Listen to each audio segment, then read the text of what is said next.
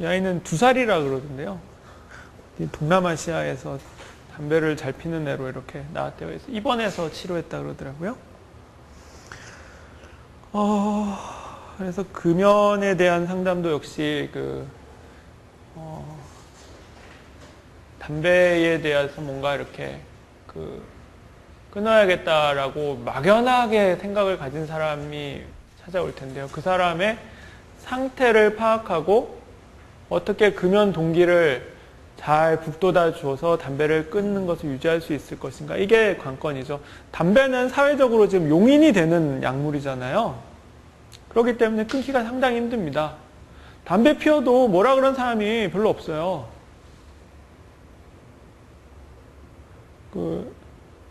술 마시면은 정신이 해롱해롱해지면서 사고를 치는데 담배는 피면은 정신이 또렷해지잖아요. 업무 향상에도 도움이 되고. 그래서 담배에 대한 그런 우리 사회적인 경각심이 많이 낮은 편인데요.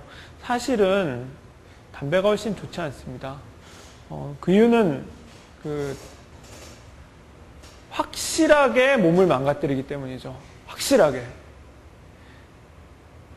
그러니까 술은 몸을 망가뜨릴 수는 있지만 확실한 건 아니에요. 어떤 사람은 술로 인해서 이익을 얻을 수도 있는 거거든요. 잘 조절을 할 수만 있다면. 근데 담배는 한 개 피면 그게 그대로 다 데미지입니다. 담배로 인한 이득이 제로예요, 제로. 단지 기분 좋은 거. 그거 외에는 이득이 하나도 없습니다. 그리고 암과의 연관성이 너무나 명확하기 때문에 담배는 이제 끊으시는 것이 정말로 좋습니다. 저희 아버지가 담배를 많이 피셨는데 COPD 진단을 받으셨어요, 얼마 전에. 그래서 충격을 저는 많이 받았는데 그래서 담배는 절대로 피면 안 되겠다 생각을 했어요. 저는 그래서 담배에 대해서 상담을 하기 위해서 방문을 한 사람은 일단 담배를 얼마나 피는 것인지를 평가를 하셔야겠고요. 제일 중요한 게 금연의 의지가 어느 정도인지를 평가를 하시는 거예요. 금연의 의지의 단계에 따라서 개입하는 방법이 조금씩 차이가 납니다.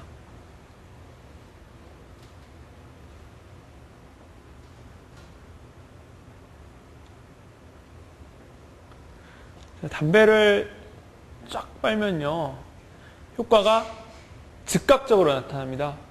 15초 안에 기분이 좋아집니다. 담배를 피면요. 그 이유는 렁에 있는 베슬하고 브레인 베슬이 바로 통해져 있기 때문이거든요. 렁에서 브레인까지 올라가는데 15초예요. 니코틴이 블러드에 녹아가지고요. 그래서 브레인으로 올라가면은 벤트럴 태그멘탈 에어리어에 가서 니코틴이 탁 가서 달라붙으면은 벤트럴 태그멘탈 에어리어가 번쩍하면서 거기 도파민을 쫙쫙 뿌려요, 머리로. 그러면은 굉장히 안도감이 들면서 도파민이 높아지니까 우리가 각성 상태로 접어드는 거죠. 그런데 이러한 효과는 2시간 정도 가게 되고요. 2시간 이후로 계속 떨어지기 때문에 담배를 3, 4시간에 한 대 정도 피우는 것 같아요. 그래서 보통 아침에 한 대, 2시간, 수업 2시간 하고 한 대, 그 다음에 또 점심에 한 대, 수업 2시간 하고 한 대, 저녁에 한 대, 이렇게 끊임없이 2시간 간격으로 담배를 피우는데요. 그거는 니코틴 반감기가 2시간이기 때문이죠. 그래서 금단 증상이 발생을 하게 되는데요. 담배를 끊고 하루에서 이틀 내에 피크를 치게 됩니다. 금단 증상은요. 그래서 금단 증상이 한 몇 달 가는 사람도 있다고 하는데 피크는 하루에서 이틀이기 때문에 그래서 담배를 끊는 것이 작심삼일인 경우가 많죠. 3일 내에 다시 피죠. 하루 이틀 내에 피크를 치기 때문에 그거를 넘기기가 굉장히 힘들거든요.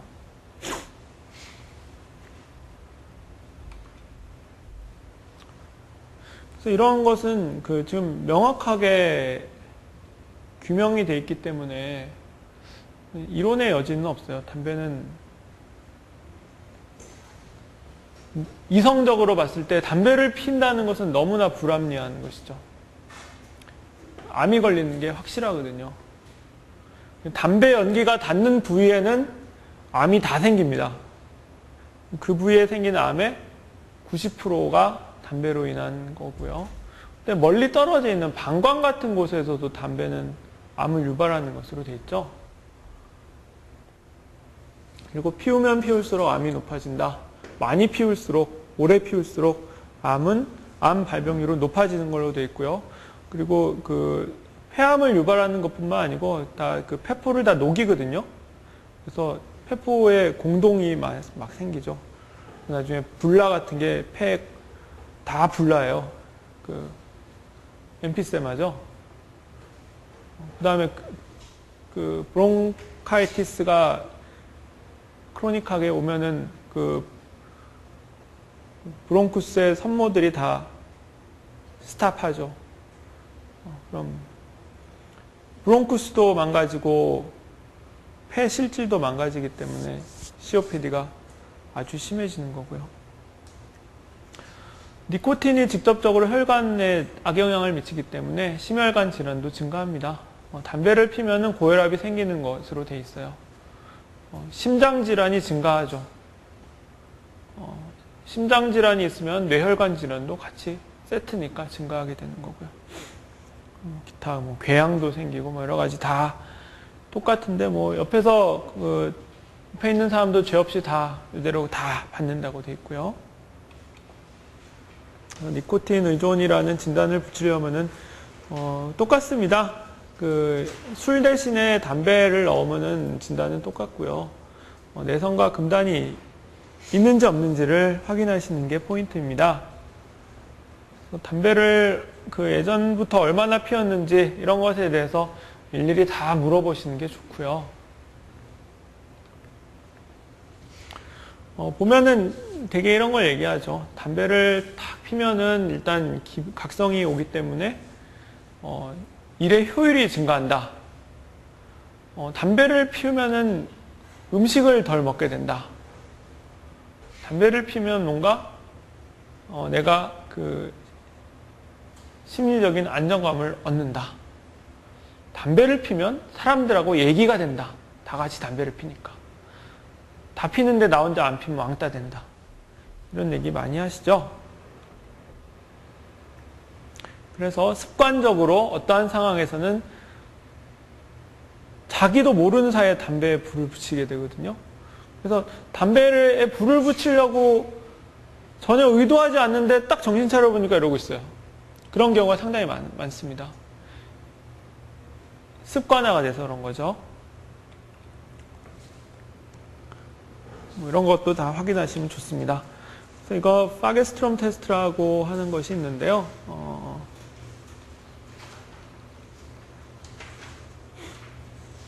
뭐 이거는 이제 담배를 피러 온 사람한테 주고 이제 한번 체크해 보십시오라고 하면은 이제 사람들이 점수를 보고 이제 자신의 상태를 알 수 있기 때문에 많이들 해보는 것 같아요.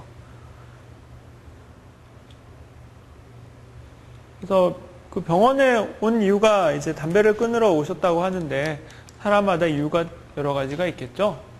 일단 그 신체 검진을 했는데 폐가 안 좋다고 해서 담배를 끊겠다고 오신 분도 있을 거고 부인한테 구박받아서 오신 분도 있을 거고 담배에 돈을 너무 많이 써서 오신 분이 있을 거고 아이들이 아빠를 싫어해서 오신 분이 있을 거고 여러 가지 이유가 있을 텐데 그런 것에 대한 각각의 개별적인 이유를 파악하십시오.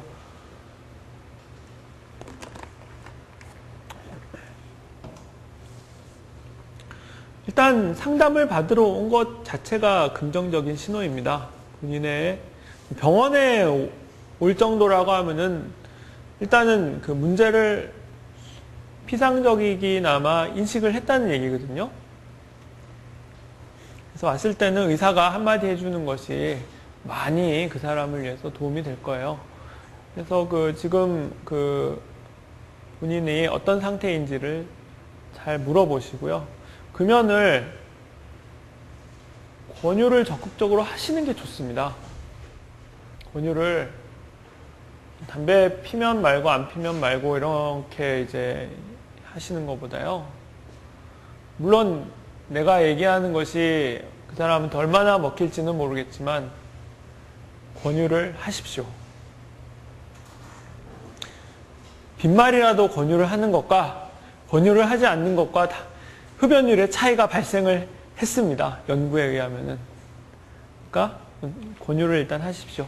자, 그 가정의학과를 가면은 이런 거 한번 숨 쉬라고 그럴 거예요. 그러면 지금 니코틴 수치가 딱 뜹니다.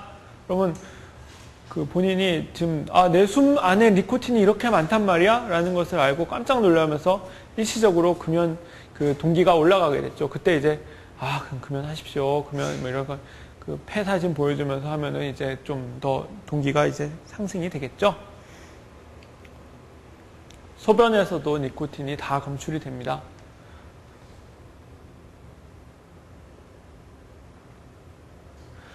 그래서 이 사람이 대체 어느 정도 수준의 금연 의지를 가지고 있는가, 그리고 금연을 실천하는 데까지 어느 정도의 단계가 있는가를 고려하셔서 거기에 맞게 상담을 제공하실 필요가 있는데요. 크게 5가지 단계로 나뉘는데 볼게요. 그러니까 담배를 피우는 것이, 담배를 피우고 끊는 것이 이러한 단계를 가진다고 돼 있어요. 처음엔 그냥 이제 컨템플레이션이라고 하는 것은 인식, 직면 이런 뜻인데요. 그러니까 담배의 부정적인 영향에 대해서 직면 인식하기 전, 그런 상태에서는 담배가 좋다, 담배 짱, 이런 생각을 갖게 되는 거죠. 갖고 있는 사람한테 담배의 어떤 부정적인 거에 대해서 정보가 입수가 되면은 한번 끊어볼까? 라고 이제 인식을 하게 되는 시기가 온 거고요. 그래, 그러면은 끊어야겠다. 라고 이제 결심하게 되는 순간이 오는 거고요. 그럼 오늘부터 끊는다. 라고 해서 정말로 끊는 순간이 오는 거고요.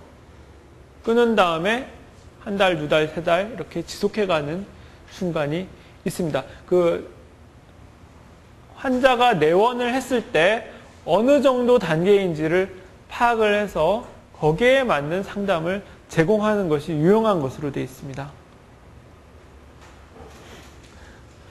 자, 처음에 그냥 담배에 대해서 별 생각이 없는 상태죠. 별로 끊고 싶은 생각이 없는 상태에서 환자를 만났을 때는 일단 담배를 끊을 만한 어떤 동기를 제공을 해줘야 되는 거죠. 그래서 담배의 안 좋은 모습을 계속 그 사람한테 강조를 함으로써 담배를 피우면 좀 안 되겠구나. 내가 설령 끊지는 못하더라도 담배가 나한테 좋은 건 아니겠구나 라는 인식을 갖게 해주셔야 되고요. 그래서 이제 그런 인식을 갖게 되면 담배 끊을까 말까, 끊고 싶은데 끊기에는 담배가 너무 좋고, 이랬을 때 계속 모티베이션을 시켜주는 거죠. 드디어 이제 환자가 그래, 나는 끊기로 했다 라고 하는 결심이 설 때가 오겠죠. 그랬을 때는 좋습니다. 그러면은 우리가 이날을 기점으로 담배를 끊는 것으로 하겠습니다. 이날 당신은 담배를 끊기로 했으니까 준비를 이제부터 합시다. 이날 담배 끊는다고 동네방네 소문 다 내십시오. 라고 해서 미리 그날을 카운트다운 하면서 대비를 하는 거예요. 그래서 오늘 담배 끊겠습니다. 그러니까 담배를 피다가 온 사람한테 그럼 오늘부터 담배를 끊으십시오 라고 얘기하는 것보다는 자, 이때부터는 담배를 끊을 테니까 그때까지 준비하십시오 라고 얘기를 해주는 것이 오히려 더 효율적인 전략입니다. 그래서 자, 담배를 끊기로 한 날이 되었을 때 그때부터 담배는 끊는 것으로 실행 돌입입니다. 그때부터는 무엇이 관건인가요?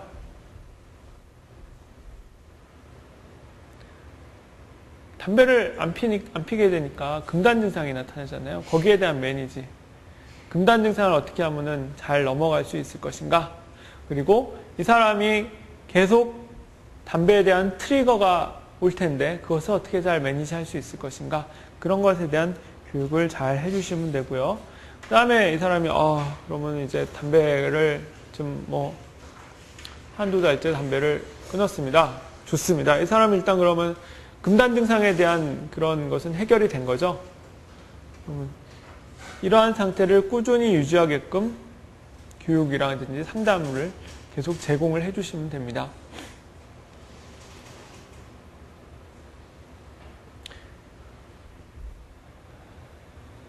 자, 그래서 환자의 흡연 상태가 어느 정도 수준인가를 평가를 해서요.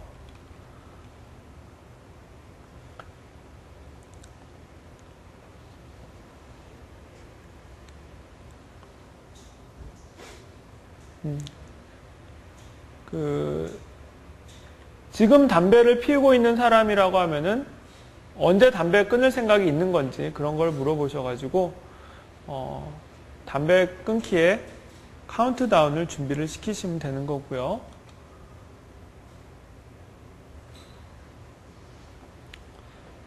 담배를 이미 끊은 사람이 왔을 때는 계속 유지를 시켜주시면 되는 거죠.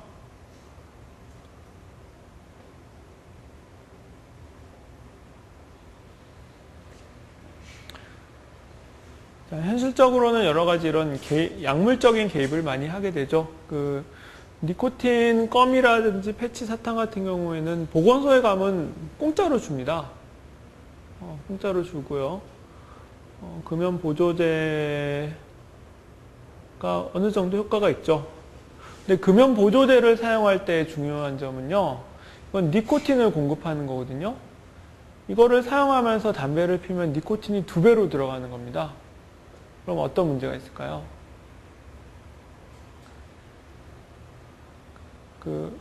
카디오베스큘라 시스템에 부담을 많이 주겠죠. 그래서 환자가 괴로워할 수가 있어요. 그러니까 교육을 해야 되는 거죠. 당신 니코틴 패치 붙였죠? 지금 니코틴이 담배 피는 만큼 들어가고 있습니다. 이 상태에서 담배 피면 당신은 힘들 수 있습니다. 라고 교육을 할 필요가 있고요. 정말로 이제 좀 중독도 심하다, 금단도 있다 싶으면은 이제 여러 가지 담배를 끊게 하는 약을 주실 필요도 있고요. 2가지 이상의 치료를 같이 하실 때 효과가 배가 된다고 합니다. 그래서 약만 딱 주면서 끝내는 것도 안 좋고, 니코틴 패치만 주고 끝내는 것도 안 좋고, 교육이라든지 동기 강화라든지 금단 유지에 대한 지지, 금연 유지에 대한 지지, 이런 것이 같이 들어가야지만 담배를 끊을 확률이 높아지는 것이죠.